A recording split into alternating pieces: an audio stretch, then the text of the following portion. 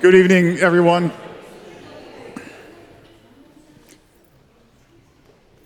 Good evening again. Welcome to the Memorial Church here at Harvard University. My name is Matthew Ichihashi Potts.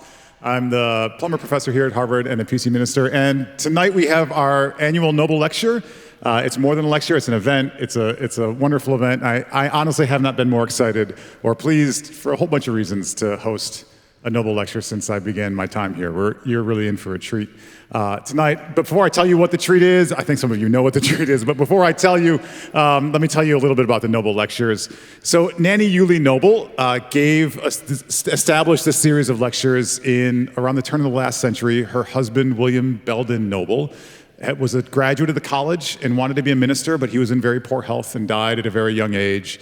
And so she endowed this series of lectures hoping that it would continue or promote the work that he was not able to do, promoting values of kindness and fairness and justice and mercy through these lectures. And tonight is a night when I hope and I expect and I know that we will do all those things that Nanny Yuli Noble hoped we would do. With this lecture series, in the past 125 years, we have had professors, ministers, a president, senators, novelists give this lecture, offer this lecture. Tonight, we have podcasters. And more than podcasters. Not that there's anything wrong with podcasters. Some of my favorite people are podcasters. But Lynne Gerber, Siri Colom, and Ariana Nedelman are more than podcasters. They are researchers, they are scholars, they are historians, they are academics, they are storytellers of the most powerful kind. Jim Mitulski, who is also with us tonight, is a path-breaking minister in so many ways. I have to tell you, I told him this in our little green room, but when I'm teaching a class on pastoral care, and when I said that Jim would be coming for this event, you would have thought I'd told my class that Taylor Swift was coming to campus because people started cheering and banging the table. And then tonight, when I told one of our seminarians that Jim also brought his Bible, the famous Bible, there was just as much reaction. It's really a thrill to have them all here with us tonight. I don't know who has listened to the podcast already. Has anyone listened to any part of it? That's great. I'm so glad you have. I listened to this around the turn of the year.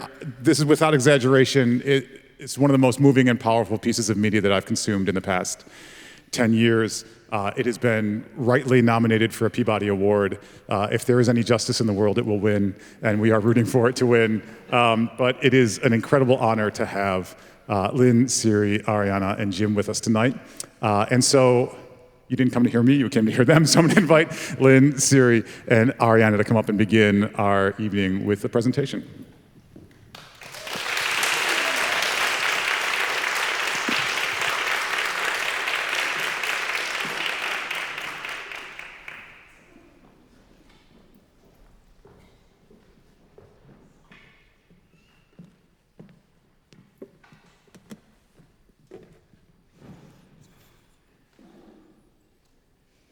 Hi, everyone.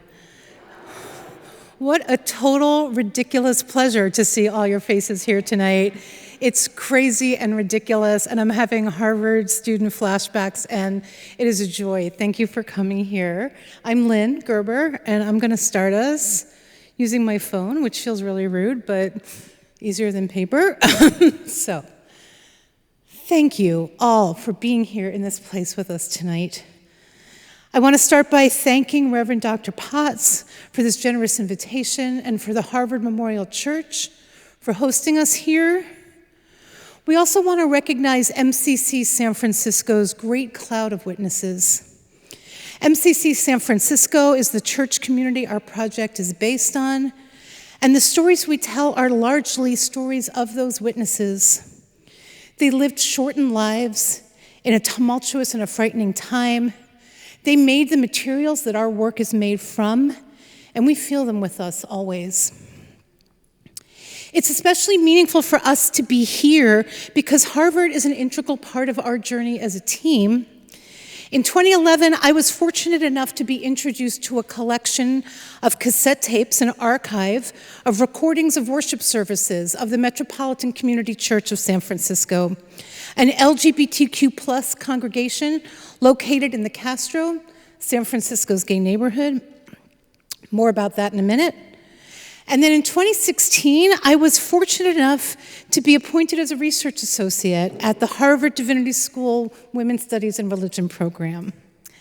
When I was there, I met my colleague, Ariana Nedelman, reconnected with my grad school friend, Siri Colom, and together the three of us started listening to tape from this collection. And we listened, and we listened. And so I want to start tonight with a piece from that archive, one that became a muse to me when I first started the project, and became a muse for all of us and for the project, which is named after the song. All you need to know is that it's a recording from an LGBTQ+ church made in 1988, 7 years into the AIDS epidemic, in the neighborhood with one of the highest concentrations of people with AIDS in the country. And just a note, listening without something to look at is something a lot of people find weird, especially in a group. So do what you need, like look up, look down, close your eyes, look around, do whatever. It's awkward for everybody, but we love the task of just hearing. So we're going to start with the first clip, if you don't mind. When we all get to heaven, 174. Let's start with the chorus.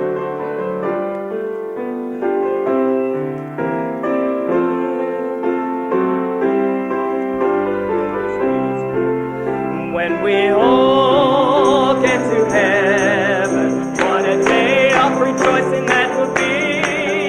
When we all see Jesus, we'll sing and shout victory. Sing the wondrous love of Jesus, sing God's mercy and thy grace. In the mansions bright and blessed, to prepare for us a place. Oh, when we all get to heaven, what a day of rejoicing that will be. When we all see Jesus, we'll sing and shout victory. When I first heard this song, and pretty much every other tape from this archive, I couldn't decide if this was the gayest thing I had ever heard in my whole entire life, or if this was the most Christian thing I had ever heard in my whole entire life. There is no answer to this question. Or rather, the answer is that it's both.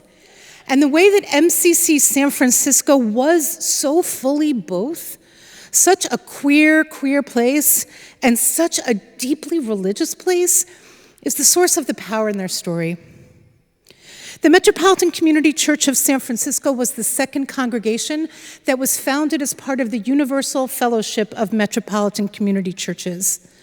This fellowship was founded in 1968 by Reverend Troy Perry, a Pentecostal preacher who had been fired from 2 pulpits because of his intimacy with men. After the second time, Perry started hearing God call him to start a church where gay people could be unapologetically gay, where lesbian women could be unapologetically lesbian, and genderqueer folks could be entirely genderqueer. The San Francisco church was founded in 1970, and by 1979, it had moved to the Castro, San Francisco's iconic gay neighborhood, a place where you could find a gay hardware store, and a gay bank, and a gay butcher, and a gay bookstore, and gay theaters, and all other kinds of gay institutions and community spaces, and all kinds of communities gathering together, and places like a gay church. They landed in the Castro just 2 years before AIDS would change the neighborhood irreparably.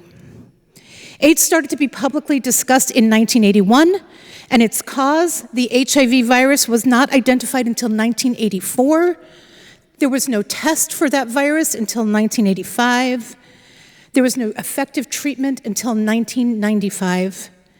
And in all those years, people with AIDS were dying hard, ugly deaths from diseases that had rarely killed humans before, or were more likely to be found in birds or cats than in people. The Castro, as I mentioned, had the highest concentration of AIDS cases in the city. The epidemic brought with it a range of religious and spiritual needs, the grappling with questions of human suffering, of death and the afterlife, and the pragmatic needs for care and for support. It also raised the volume of the emergent Christian right, which made clear its own perspective on what AIDS was, God's punishment for gay people. Needless to say, this did not endear people with AIDS to religious communities. But because MCC had always put its gay identity at the forefront, it became a place where the community could come to pray, to grieve, to organize, and to find hope. In 1987, an MCC congregant named Keith Wismer started to develop professional-level recording capacities at MCC San Francisco. Excuse me.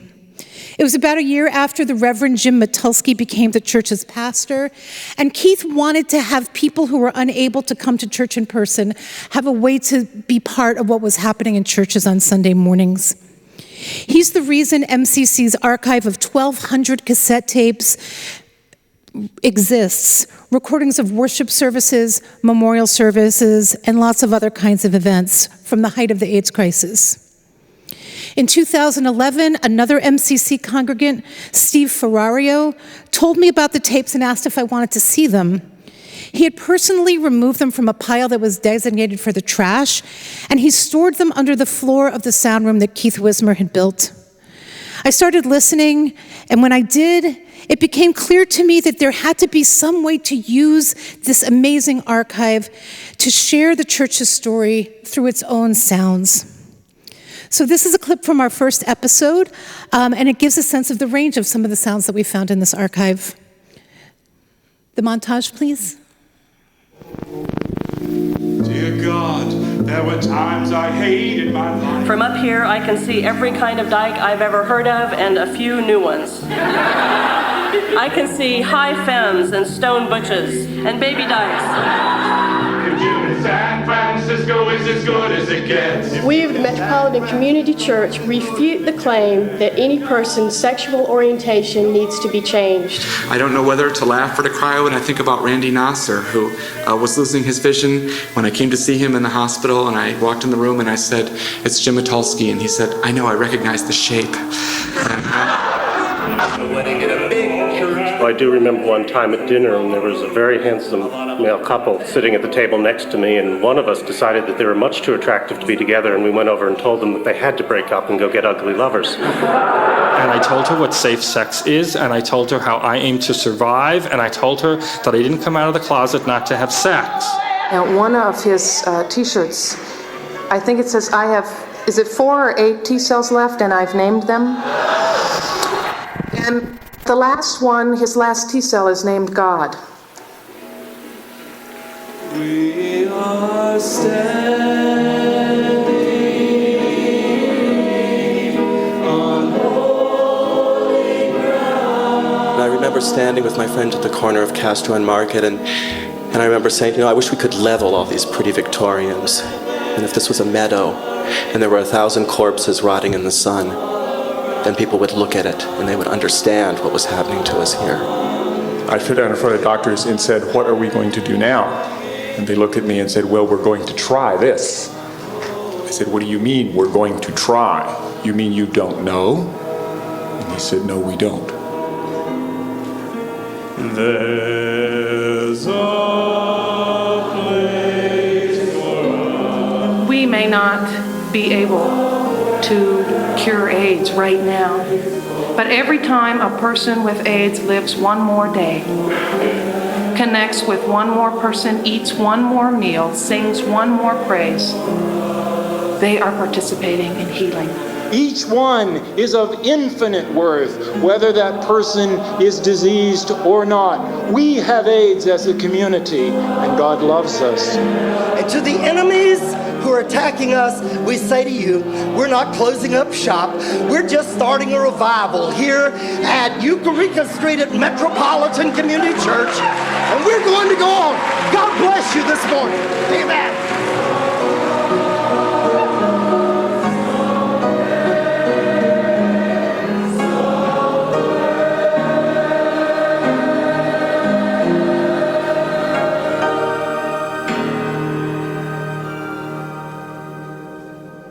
So to make a very long story very short, in 2016 at Harvard Divinity School. Siri and Ariana and I started to meet and figure out how we might make an audio documentary, this crazy thing called a podcast, from this deeply evocative, completely disorganized pile of materials.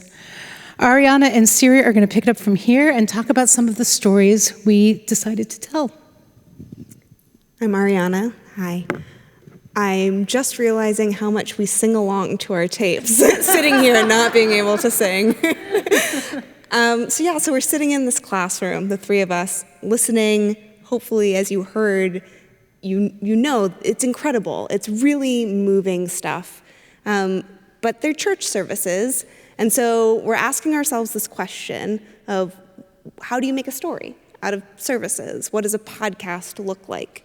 And that took us some time to figure out, about 8 years. And we were talking to podcasters, and some of them were really encouraging us to pick like a single character to follow, but we were really committed to the idea that we wanted to tell a story about the whole church, the whole congregation. And Lynne used to say she wanted to think of the story like a choir with soloists who had stepped forward. And thinking about it like that, we realized there were two kinds of stories that we could tell with this tape. Personal stories about the people who were in them, these people we were getting to know by listening to them, falling in love with. They were some people who we called our boyfriends and girlfriends.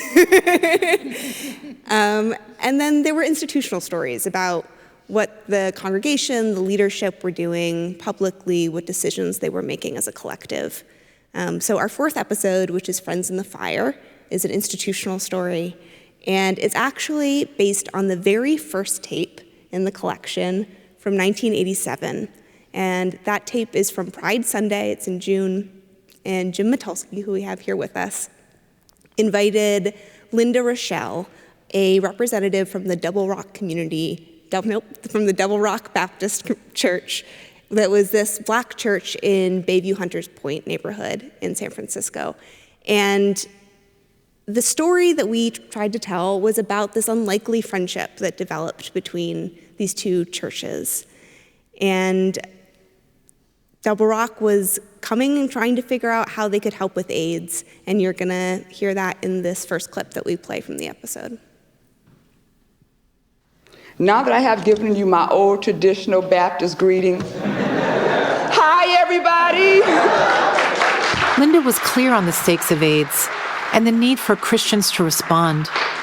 As most of you know, my goal through Double Rock was to go into the black community, into the black Baptist churches, and let them know, hey, the gay community needs us.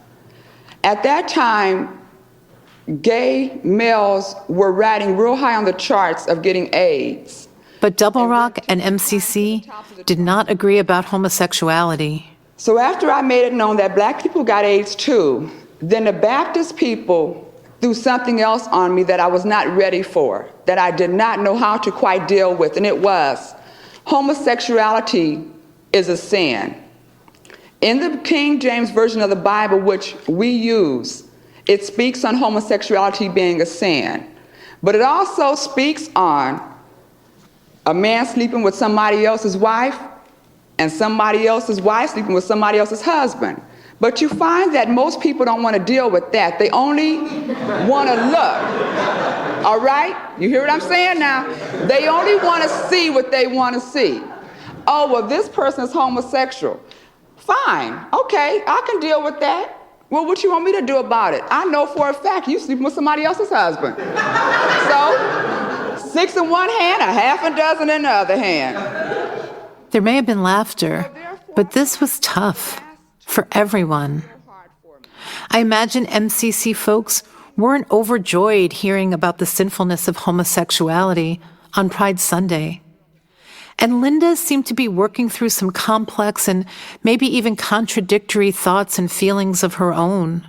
You could see her struggling. She's trying to figure out, right there in front of us. She's trying to figure out what she thinks. Totally. This is not about what she thinks. This is about the Lord told her to help these people. I mean, homosexuality never really bothered me. I don't know. It's never been an issue with me. And The last 2 years, I've heard so much about homosexuality. It's like, well, do you think you might be getting it? Is it affecting you? It's like it's going to rub off on you, and you're scared that to even be near a gay person or if you drive through the Castro, you think somebody's going to throw a cupful on you or something. What's the problem here? But my mother had always raised us, no matter what a person is, they are still a person. They have feelings like you. They want like you. So you heard 3 voices in that clip, Linda, Lynn, and the third voice is Bob Crocker, who was the music director at the time at MCC San Francisco. You're going to hear him again in the next clip that we play. And as Lynn says in the tape, this episode is about the tension that you heard, which is, here's Linda and Double Rock showing up, wanting to be collaborators, wanting to be in a relationship. But MCC San Francisco was a congregation established on the principle that gay is good with God. And so how much difference could a friendship hold? And our next clip is what Jim Mitulski preached the week following, which was his response to Linda Rochelle. The next Sunday, Jim knew he had to say something. The church loved Linda Rochelle. God knows they loved a good choir exchange. They wanted community with this church. But their differences were hard to hold. I want to say a word about Linda Rochelle's sermon last Sunday. Some of you were here. We have very different ideas about, for example, sexuality, and that became clear. And what she said was, we'll worry about what we think about things like sexuality later. But the more important calling right now is helping people who are sick and in need of comfort. I really respect her for saying what she said, even though it wasn't exactly like my favorite Gay Pride Day sermon in the whole world. The thing that I appreciate about it is this. A coalition, a relationship, is very, very difficult. And I believe God is calling us to this relationship right now. Linda was telling us the absolute truth about where she was coming from and where her church is coming from. And I don't know that many churches or many groups would have been so honest with us. Linda was saying, flat out, we don't agree with you about sexuality, but we do care about people with AIDS.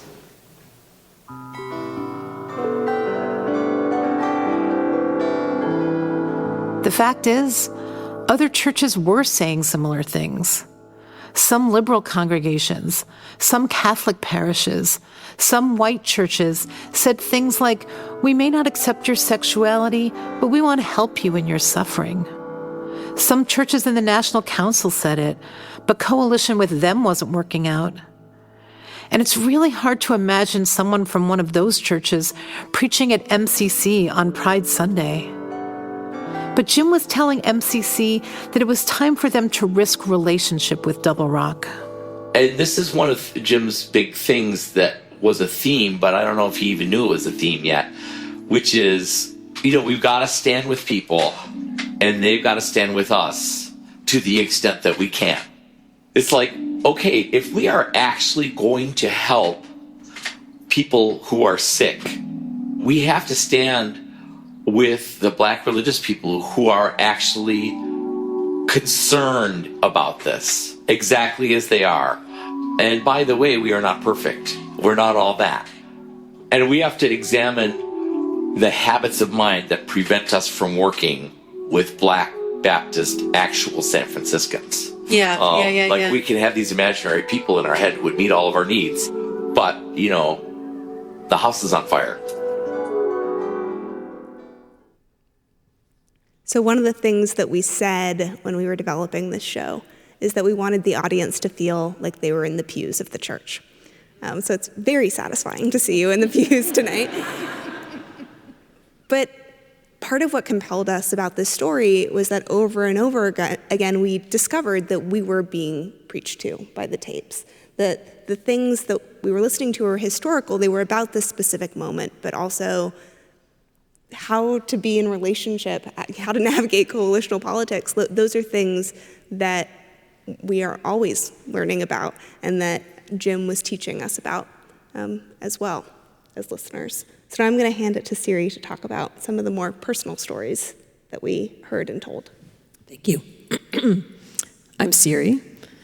So there's one of the episodes that we have 2 clips from that I'm going to talk about is this a personal story. It's a story of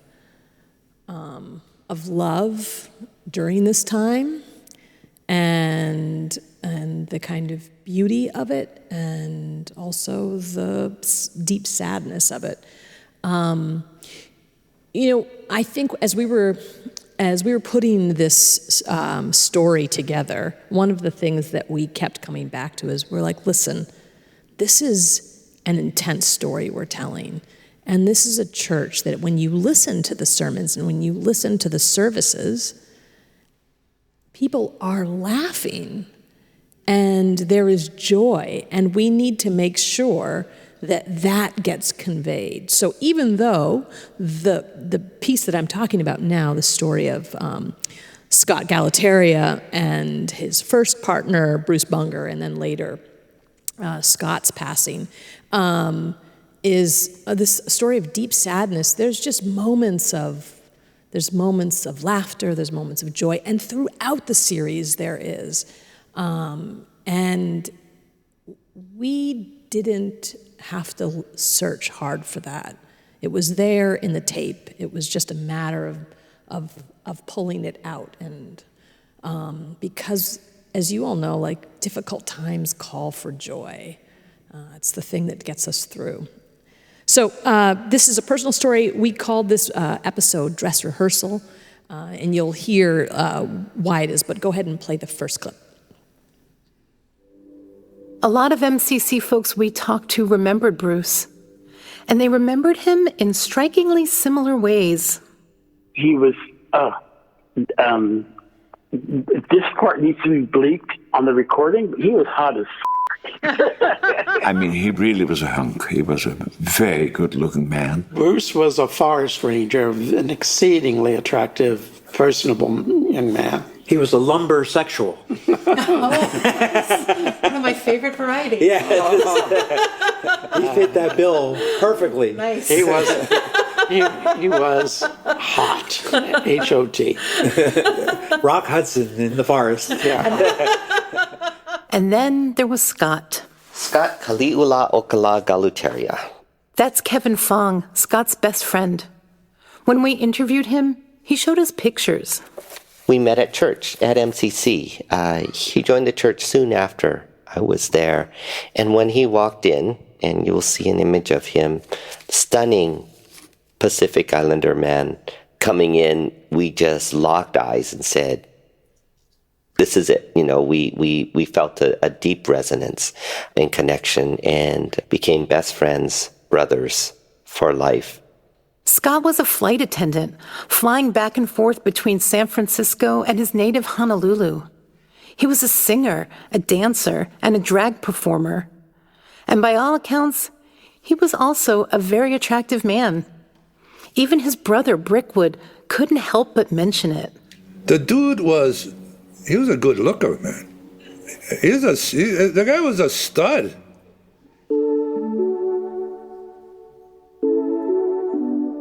Scott and Bruce were a church romance waiting to happen, and their friends were delighted when it finally did. This is Bruce's friend, Mark Minardi, who just spelled hot for us to convey precisely how hot Bruce was. Now, during the initial time when we knew him, he had a series of lovers, but none lasted very long. And then he met You can clip it down. And this is Kevin, who locked...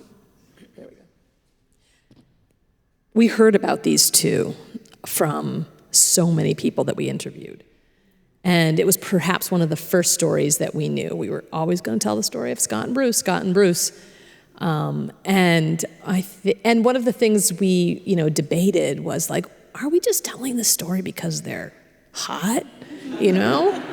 Is that like why everyone cares about them? But there's something about youth and beauty that makes us believe both protect us, make us untouchable. We know rationally that that's not true. at least as far as youth is concerned, maybe there is the odds are in your favor. But when AIDS hit the Castro in the 80s and the 90s, the stunning speed at which formerly virile men were felled was breathtaking. It took a generation of gay men and left a social hole, as though having fought in a war. In fact, when I came in, the door was locked when Lynne and I came a little bit, and so I was just wandering around the front, and there's a big bell on the front. Have any of you looked at the bell? Do you know that there's an inscription on it? So I was looking at it, and I was like, oh, well, I've got 10 minutes. Let's see what's going on with this bell. And it says, in memory of voices that are hushed. And I thought, wow, that's really profound. And then I was wondering what it came from, and it was from World War I. And it really kind of brought resonance to this idea of a loss of generation. Go ahead and play the second clip. Being a deacon at MCC could be hard because all those hospital and home visits were painful in themselves, and because they showed you what might be coming. Patrick Horay, who was also a deacon, told me what it was like for Bruce. He really struggled with being a deacon because he was diagnosed with HIV himself, and we had to deal with that. There was an aspect, and they called it dress rehearsal. You go to the hospital, you see somebody in the hospital bed, and you go, well, that could be me in 6 months. Dress rehearsals were everywhere in these years, not just with deacons. That happened a lot with couples. In the dress rehearsal, where one person would be nursing the person through death and then would be sick themselves. And not just with couples either. In communities of friends, like in MCC, everyone was witnessing and living through different versions of the same set of questions. When would your beloved person get sick? What would they get sick with? What treatments would there be by then? Who would be there to care for them? How do you help your person realize their wishes for treatment, or for the end of life, or for what happens after death? Would their families be part of it? Would those families help or hurt? All the while wondering if and when those questions would come for you, and for the people who love you and would care for you, if any of them were left.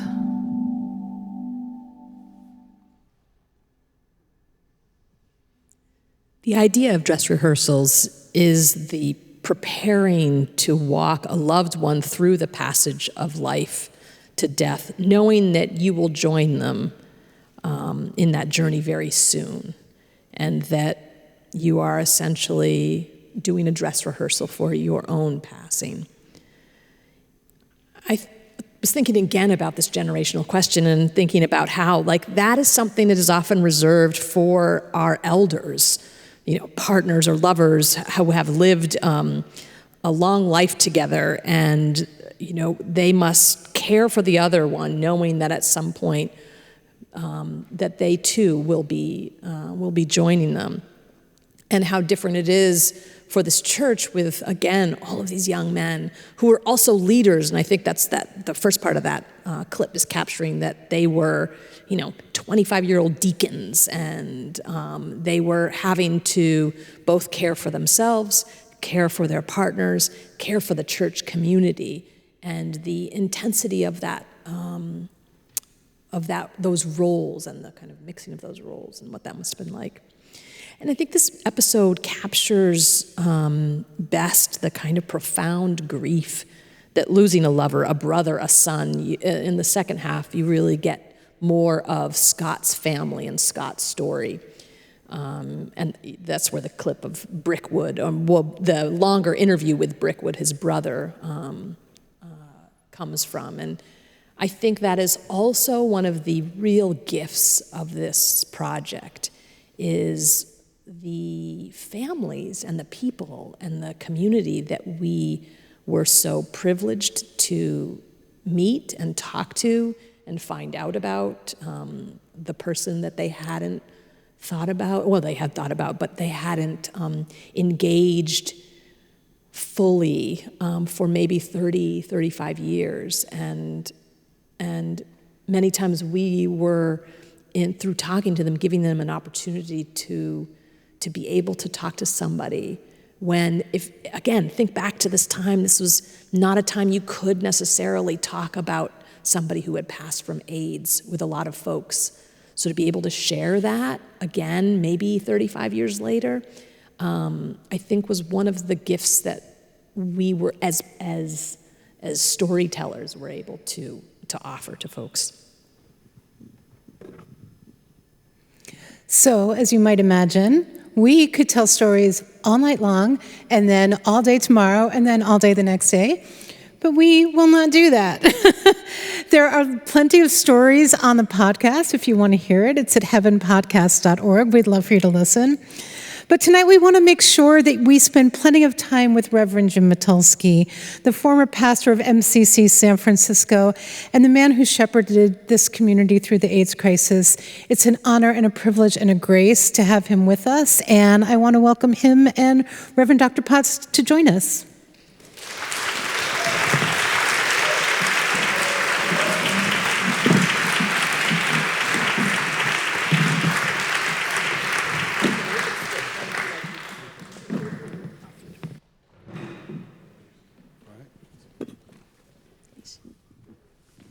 Oh, that's the Bible. Look at that. That's it. Great. So I'm going to have a conversation among the five of us, although I really want to lift up Jim's voice as much as we can during this time. And then we will have some time for other folks to ask questions as well, if there are any. I thought of some new questions just while you were talking, so I have to figure out what I'm going to say. I think the first thing I would say is Jim, there are 1,200 tapes. And this is a 10-episode podcast, and you could not tell all the stories that are in those tapes. Could you, just as a fan of this podcast and as a fan of you and as a fan of your church, could you just tell me and all of us what did the podcast capture, and what was left out that you would want us to know? I mean, this is not a criticism of the podcast, but it's 1,200 tapes and 10 episodes. What's missing that you would want us to know? It's a perfect podcast, just to be clear. And as a preacher, I always think there's more to be said, right? And what I think there are two really lovely things about this. It was quite a thrill for me, actually, just to be sitting here and listening to when we all get to heaven in the Harvard Chapel. I mean, I was a student here many years ago, and least likely hymn to ever hear in the Harvard Chapel. Sing the wondrous love of Jesus. Sing his mercy and his grace. But there are the things that are, so hearing it here and having you all be attentive to this and be interested in this topic is kind of a dream come true for me. I think it's so important what gets heard and what gets seen, and what doesn't get heard and what doesn't get seen.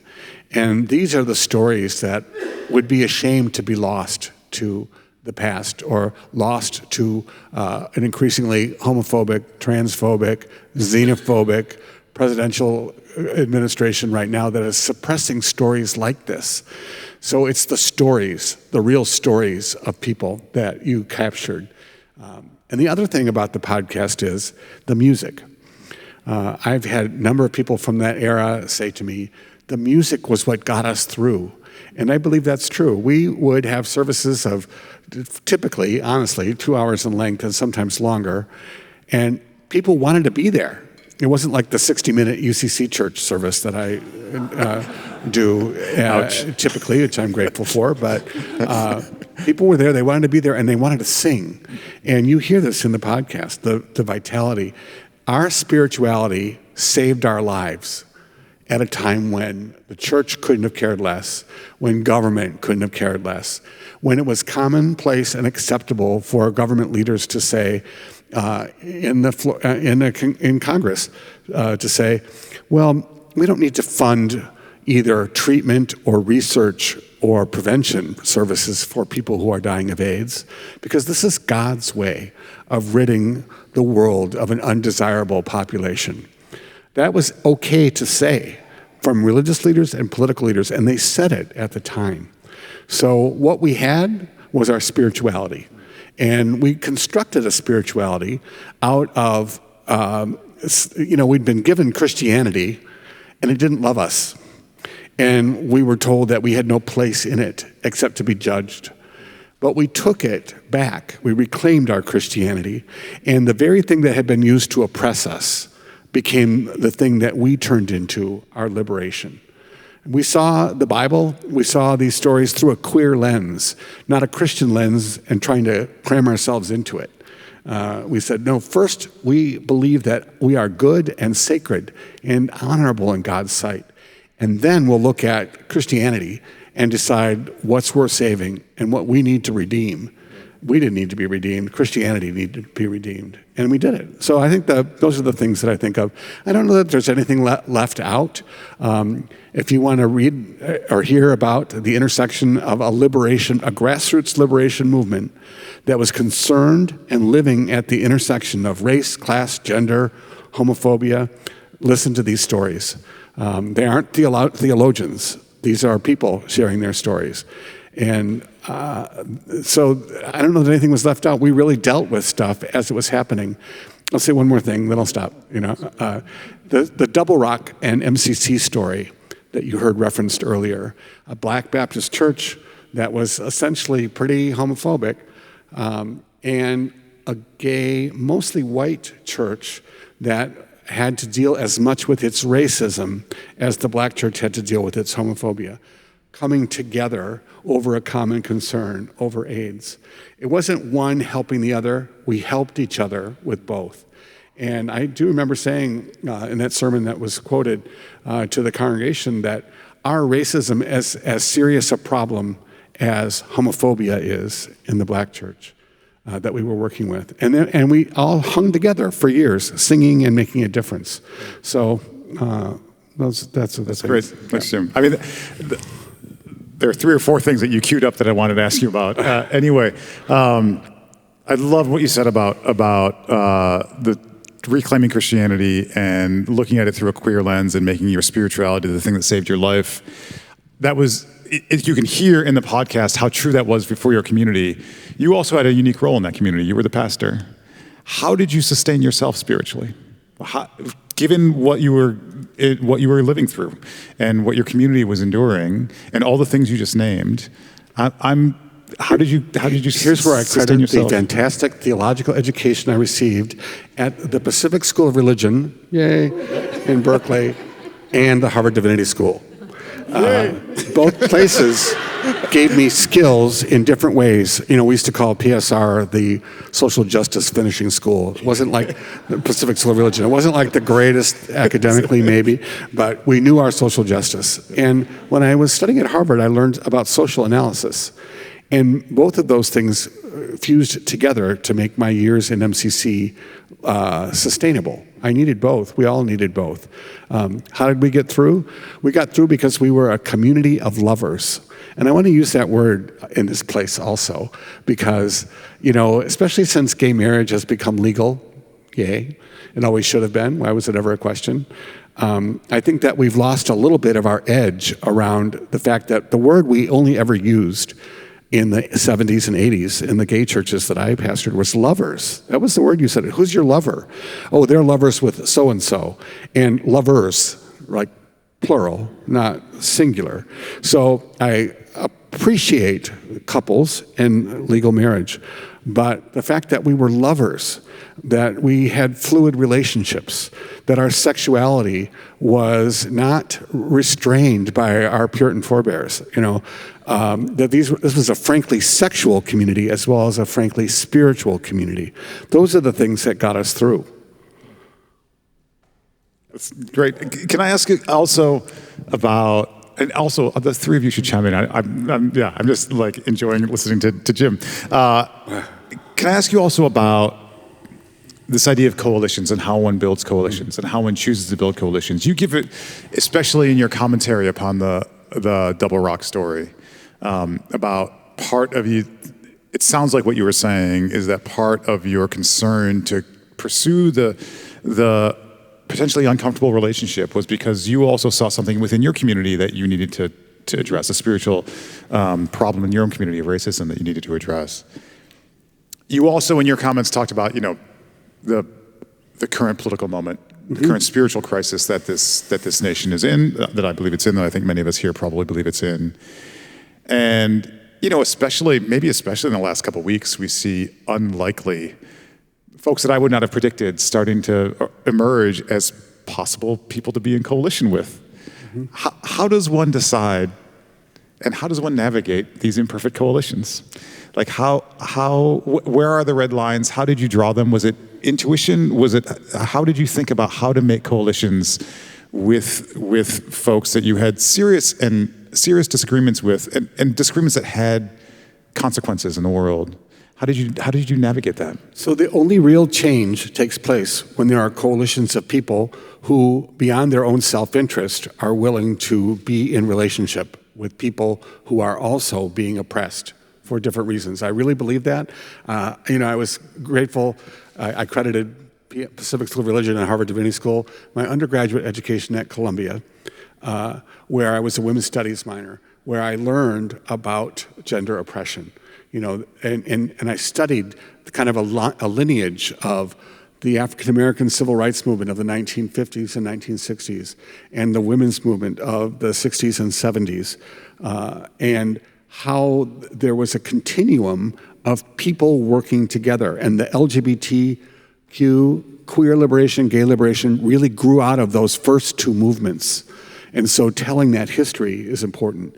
We didn't come from, this wasn't out of the blue. And we needed each other. We needed each other more than we needed to hold on to our prejudices and biases and differences. So I learned that. I learned it studying liberation theology in the 1980s and about the people of El Salvador and Archbishop Oscar Romero. This is what struggle looks like. This is what liberation looks like, being really willing. And it's not easy. I do think that the gay community has always suffered from racism. It's a complicated statement. You can unpack it, but we needed each other in order to change a trajectory that it seemed like we had no influence over. And we did have influence, especially when we learned to stand together. So, why I think these stories are important, why I think these stories in the Bible are important, these are liberation stories. These are the best ones. And I have no compunction about, like taking out the pages I don't like, because they don't speak to our current reality, right? But these stories are liberation stories. Our stories are liberation stories. If we're wondering in 2026, how can we make a difference with our spirituality and our politics? It's through coalition. Right? So there were, we used to say in the 80s, 2, 4, 6, 8, gay is just as good as straight, 3, 5, 7, 9, lesbians are mighty fine. Those were our chants. And then they became act up, fight back, fight AIDS. And now if we're not chanting down, down with deportation, up with liberation, if we're not recognizing that people who are migrants and immigrants inhabit the same place of stigma and scapegoating that we occupied as a movement 20, 30, 40 years ago, then we have not learned yet. And there's more to unfold. But these stories remind us that we can. When I was a student here, I studied with Jonathan Mann in the School of Public Health in a course called AIDS in a Global Context. And I learned to see AIDS not as a medical phenomenon only, or as a pastoral care phenomena, which was my perspective as a pastor. I came back from Harvard and I became active in the streets because he said it's a human rights issue. If you take the AIDS virus and sprinkle it on a map, it will reveal to you where there is sexism, misogyny, racism, stigma, social stigma, lack of access to health care. That was true when I studied it then. It's true today, and that the U.S. government has taken back and cut off countries that were receiving AIDS medications as of the beginning of this year as an act of cruelty akin to genocide. And so I think that those connections about what was happening then and what's happening still are still important to make. AIDS is not over. I really think that. And it can teach us what we need to focus on today. healthcare, right, for all, universal healthcare. Forget this insurance thing. It didn't work then, it doesn't work still. It's a privilege-based approach to the health of the human body. We learned things during those years, and we didn't learn them to be silent about them now. I have several more questions, but I'm going to ask only one more because I want other folks to ask questions. You refer to your Bible, and you're a preacher and a great one because I've listened to some of your sermons. And saying that you're a preacher, that means you're both a theologian and a storyteller. You said a little bit about this at the beginning, but I'd just like to ask you to just say a word about how you think about the politics of storytelling and the spirituality of storytelling. Like what, and by that I mean like what relationships telling stories puts us into with other people, and what the political impact of that is and could be and can be, and how you see spirituality as part of a political and spiritual movement. So diverse stories need to be told. As a preacher, I'm not here to just rehearse ancient stories. I'm here to interpret them into the present through the lens of our actual lives. And so whose stories get told continues to be really important. And being able to acknowledge the shortcomings of this book, which I love. It's a book that has a worldview where women are property, where slavery is acceptable. And where half the stories don't even tell you the names of the women whose stories are being depicted. So you have to be willing to look at it critically and then fill it out in the present with those voices so that we hear a fuller story about what I believe is always true, God's passion for inclusion and for liberation. So the storytelling is it. My sermon writing process is I read the New York Times every day, and I like it in hard copy because I'm old-fashioned that way, but I'm learning to read it online because you can do Wordle. And then I take the Bible story, and then I look at my appointment book from that week, and I say, what stories did I hear? And I don't mean like disclosing personal details, but I mean, what themes am I hearing from my community? What stories need to be told? What stories need to be honored and lifted up? And that's the most important part of the sermon. That's what I start with first. And then the Bible and the social analytical piece from the New York Times or wherever, becomes important too. But it's the stories. If a pastor did nothing but get up every week and tell the stories of what happened, that would be enough. It would be Dianu, it would be sufficient, right? And if you listen to the podcast, you'll hear a lot of stories that you wouldn't otherwise hear, but if you hear them, your heart will be moved. I really believe that. There's so many of them. Here's what I used to think. I did 500 funerals in between 1985 and 1995 of church members. Okay, we weren't that big a church, right? So think about that. Not to mention all the community members' stories. And it was a neighborhood where 20,000 people died of AIDS. 20,000, think about that, When I was working in Needham as a pastor there for a while, I used to think, oh my God, this is a community of 28,000. What if 20 of the 28,000 had died? And that's what we had lived through. But I used to think during these funerals, when we would tell the real life stories of people, that if people had the chance to hear these stories, it would change their hearts and minds about what they think about homosexuality and sexuality. And now these stories are being told. It was like a fulfillment of a dream or a prophecy or something. These stories have the power to change lives. And if you open your heart to them, you'll hear stories, I could hardly stop crying even just now listening to some of the voices of people who are no longer alive. But they're speaking, they're here tonight. And they're calling us to great acts of love and great acts of liberation. Listen to the stories and tell your own too. Your own story is important. You have a story to tell. I believe this. If you're sitting here, you have a story to tell. Make sure you get a chance to tell it, and tell it to people who will revere it as sacred revelation.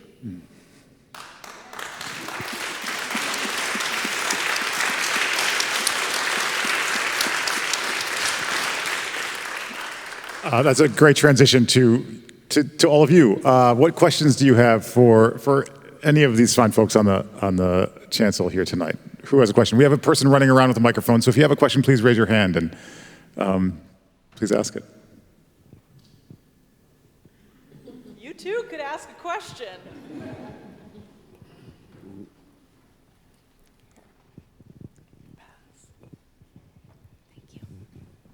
Do I have to turn this on? Oh, okay.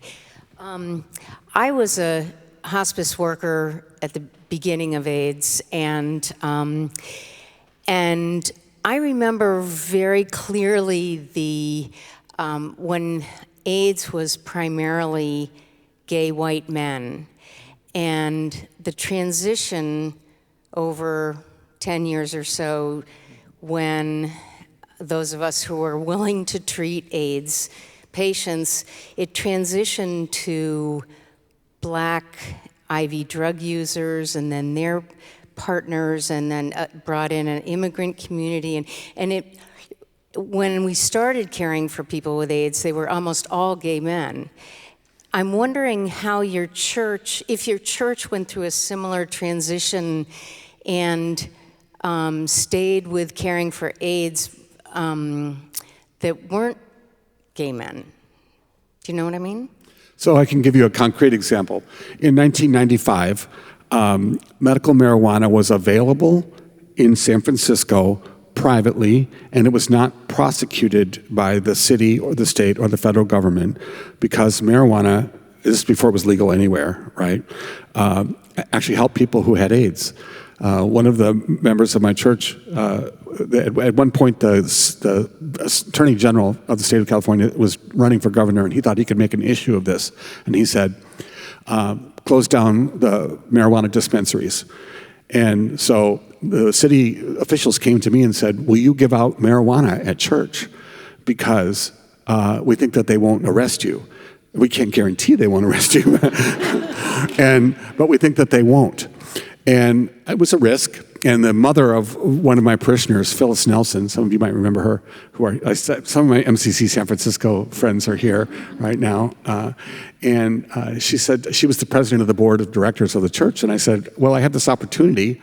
And the city said they would provide legal advice, but they couldn't guarantee that, the federal government wouldn't seize our building as they could do as a participant in drug distribution.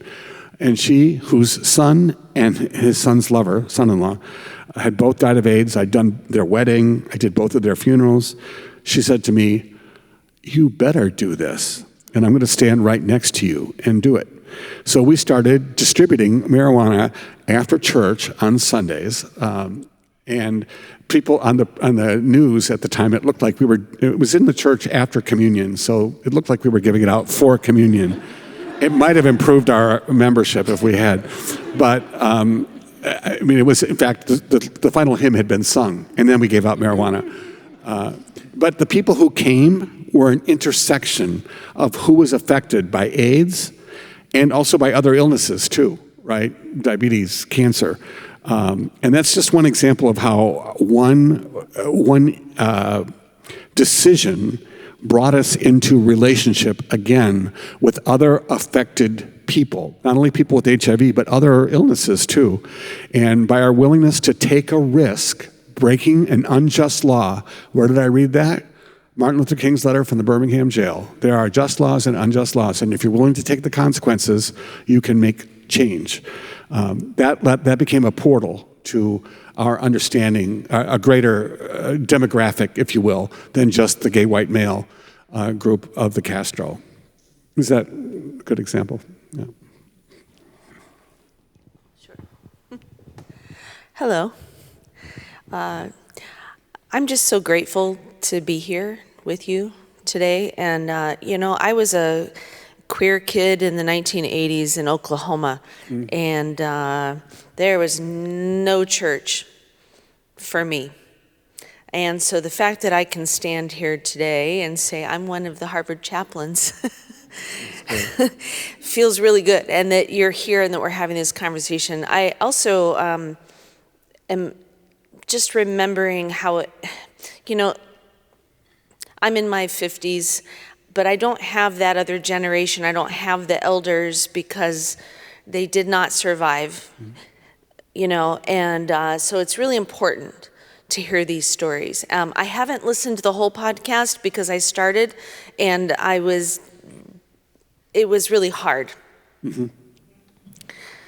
That's honest. It'll probably take me a while to get through that.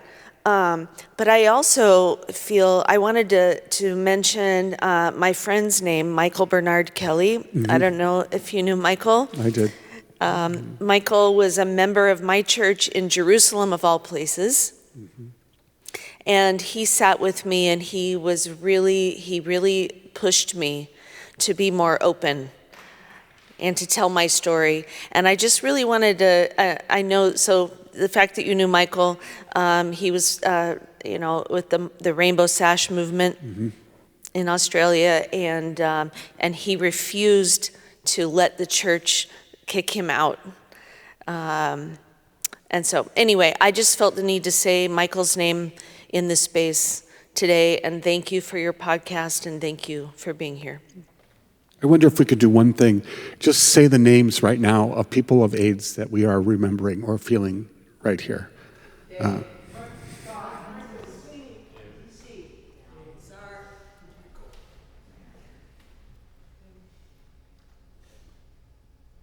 They're here. Thank you for reminding me about Michael.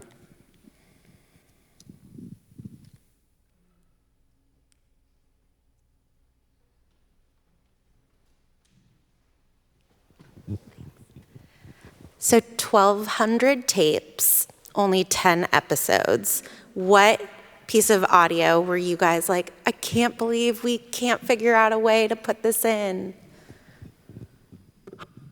I can start with that one. Can you hear me?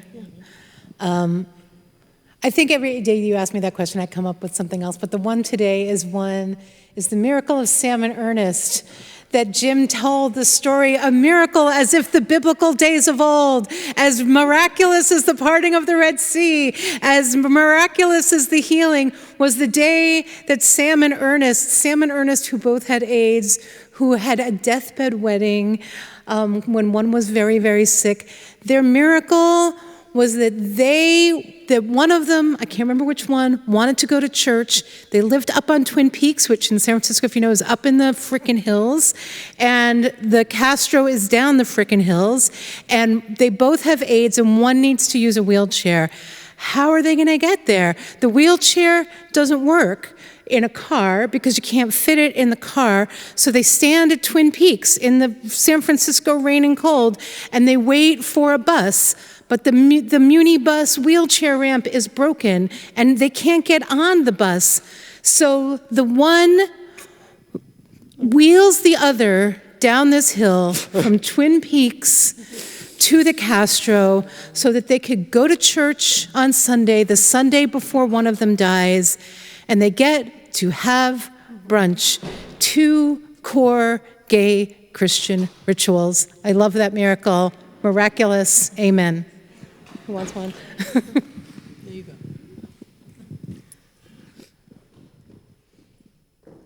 Oh, yeah.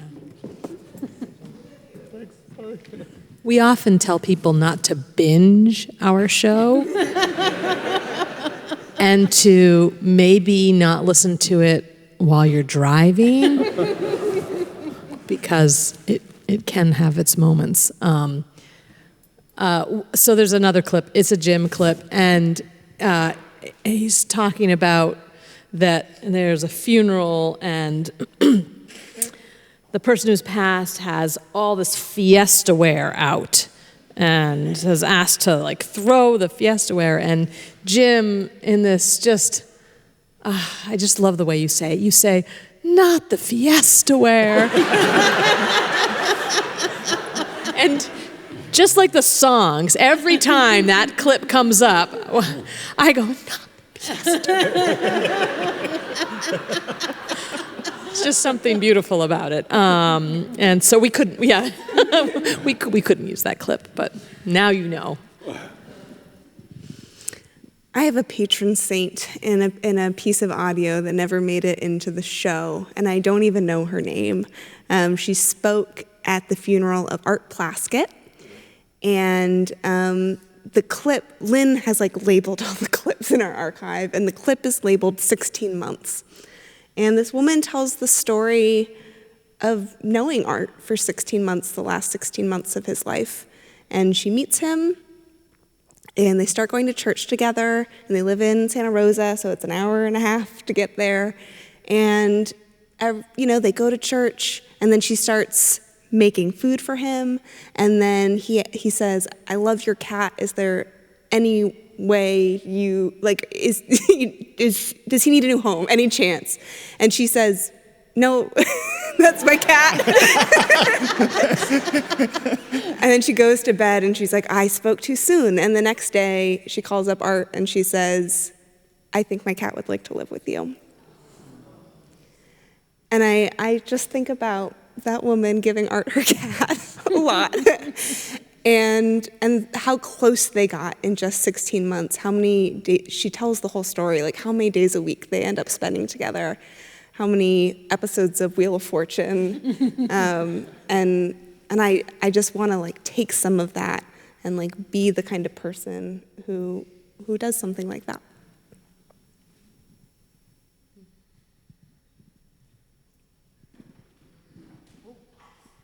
That was close.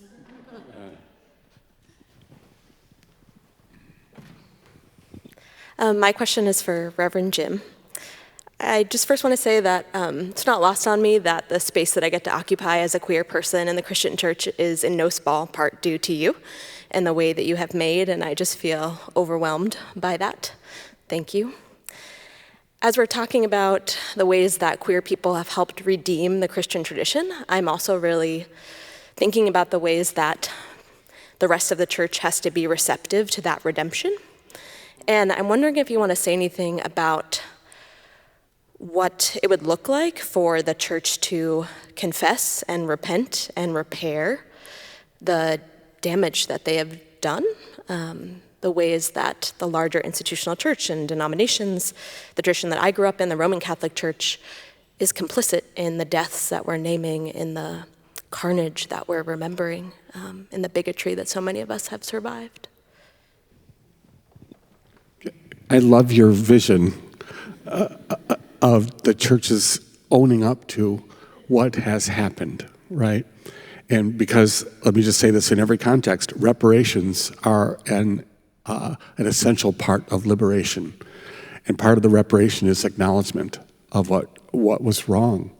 And when I used to say this around AIDS, because we would have churches we had other coalitions we didn't talk about, with the Church of the Nazarene, which is a very conservative evangelical church, and some others, where they really wanted to help people with AIDS, but really didn't want to make any changes around what they thought about people who were gay, right? There's a Catholic church nearby to my church that did good AIDS work. They had a hospice, but they would say, "It's okay for you to come here. We'll take care of you if you're sick. We'll do your funeral." And we used to say, "If you can't marry us, then you can't bury us." And I say that because what I learned was you can't deal with AIDS as an act of compassion until you fundamentally deal with sexuality. And the Christian church has got to deal with misogyny and sexuality first, because I believe homophobia is an outgrowth of that.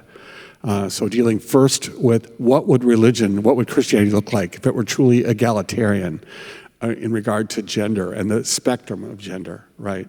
And then what would it look like if it really accepted people's sexuality and celebrated it and didn't demand a certain kind of silence? I mean, I'm in the United Church of Christ now, and I believe we made a terrible strategic error when we got people to agree about gay marriage equality by saying, our marriages are just like your marriages. I mean, they are like them in some ways, but they're also not, because not everyone is monogamous, and not everyone finds fulfillment in one relationship or two or three serially in the course of their lives. Those are great. So reparations or liberation begins with acknowledging that bodies are good. Male bodies are good, female bodies are good, the spectrum of gender bodies are good, non-binary bodies are good. Good, for real, and talking about it in church, for real, and then it proceeds from those kinds of affirmations. I believe that Christianity could be a real force of liberation. But let's face it, when was the last time someone said, they're a Christian, they are the most open-minded person I know? that Christian church, they will be with you in your liberation struggle. I mean, and I say this as one. I'm a Christian pastor at the Congregational Church of the Peninsula in Belmont, California, and I'm proud of them and I'm proud to be part of it. But we're not always right there on every liberation issue, right? So all of us, if we dare to dream it, dare to say it like you just did, I think we can change it, and the world can look different as a result. Thank you, Jim.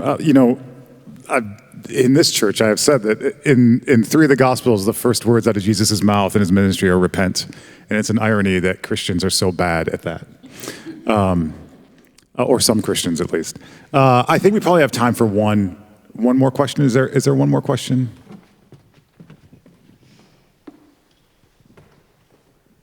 I just want to say thank you, guys. Thank you all so much for being here. I'm in Reverend Potts's pastoral care class, and so this is an amazing moment. And I was listening to this podcast, and I was just remarking, just due to the nature of the medium, I was just thinking to myself, I wish I could see this. I wish I could see these people. I wish I could see this space that they're occupying. And you did such a beautiful job of painting the picture of these scenes and these characters and these people and these real people and their real stories. And I was wondering, what was that experience like, translating these audio recordings into painting the picture, and maybe what are some of your favorite images? I saw some of the images on your website and I love them. So what was that like? What are some of these? What are some of your favorite images? Thank you so much.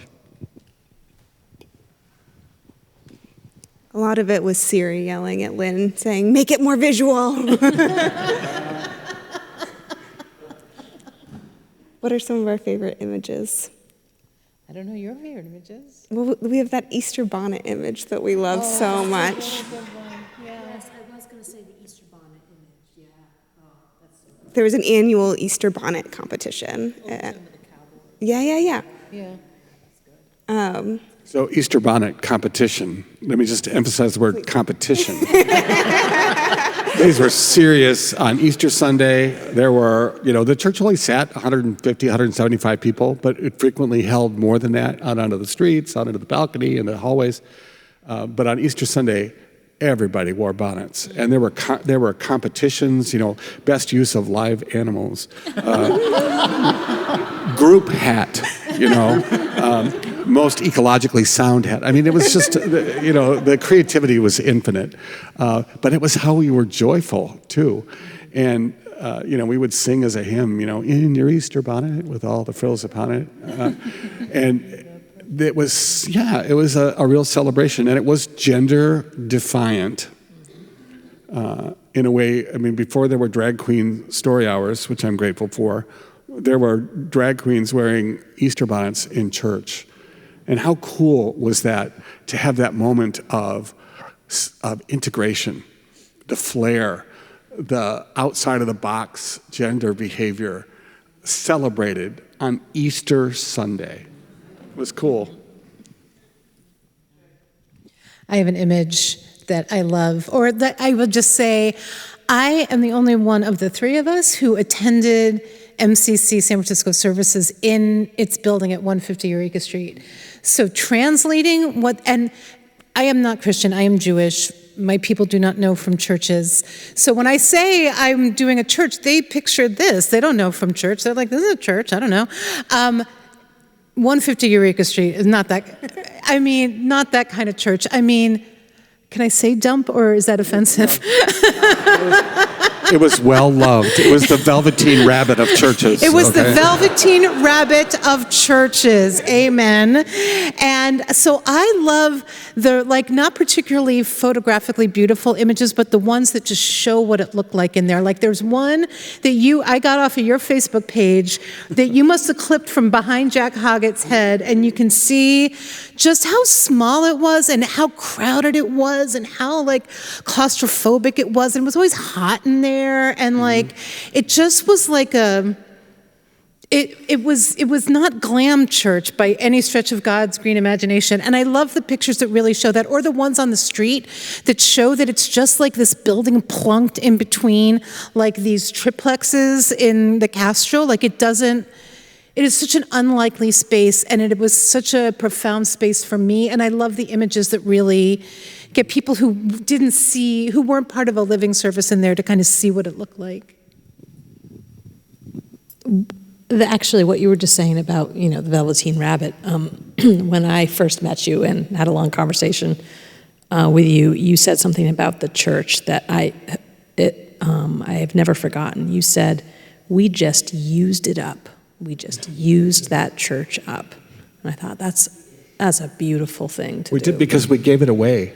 That's what we did. We were in it. The building was open, no kidding, 7 days a week, from 6 in the morning until midnight, typically. There were 35 12-step meetings a week in the building.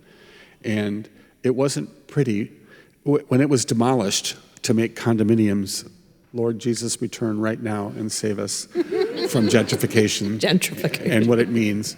And I got to go into the building when it was all stripped out before, it was just 4 walls. I realized how small it was. How did we have 3 Sunday services and all those activities all the time? We never even cleaned it. I mean, I hate to say, because it was always busy.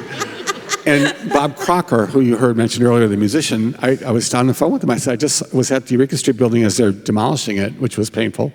And he said, I said, it was so small. And it always seemed so big when we were in it. And he said, we made it big. And we did. We defied physics by how we inhabited it with our bodies and also with our praise. I'll testify to that. Could we thank Jim, Siri, Lynn, and Ariana, please?